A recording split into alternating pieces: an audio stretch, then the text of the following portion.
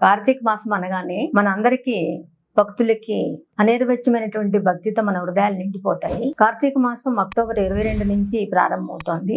కార్తీక మాసం హరిహర నాద మాసము. అటు విష్ణువుకి ఇటు శివుడికి సంబంధించినటువంటి మాసము. దీన్నే దామోదర మాసం అంటారు. దామము అంటే తాడు, ఉదరము అంటే పొట్ట. ఇతను అల్లరి కృష్ణుడి యొక్క అల్లర్లు భరించలేక యశోద తాడుతో అతను ఉదరాన్ని కట్టడం అనేటువంటిది. ఇది దామోదర మాసము. ఇది చాలా పుణ్యమైనటువంటిది. దీనిలో నదీ స్నానాలు, దానము, దీపతోరణాలతో కిక్కిరిసినటువంటి జనంతో నమశివాయ మంత్రాలతో దేదీప్యమానంగా ఉంటుంది ఈ మాసము. ఈ మాసంలో ఉపవాసాలు చాలా ముఖ్యం. ఇది పూర్వకాలంలో, పురాణ కాలంలో నైమిషారణ్యంలో సూత మహర్షి తన యొక్క మిగిలినటువంటి మహర్షులతో ఉసిరి చెట్టు కింద మహావిష్ణువును కొలవడం జరుగుతుంది.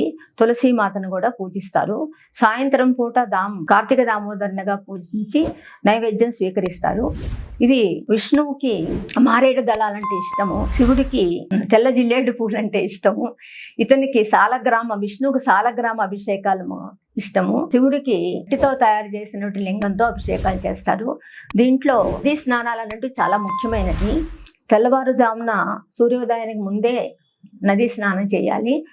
మనకి ఔషధులకు రాజు చంద్రుడు కిరణములతో, వెన్నెల కిరణములతో ఉన్నటువంటి రాత్రంతా ఉన్నటువంటి నదులలో ఔషధులు ఉంటాయి కాబట్టి మనము సూర్యోదయం ముందే స్నానం చేస్తే చాలా పవిత్రము.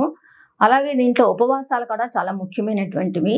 రోజంతా ఉపవాసం చేసి రాత్రి తీర్థం తీసుకుని నక్షత్రాన్ని చూసి చేయడం ఒక రకమైన ఉపవాసం.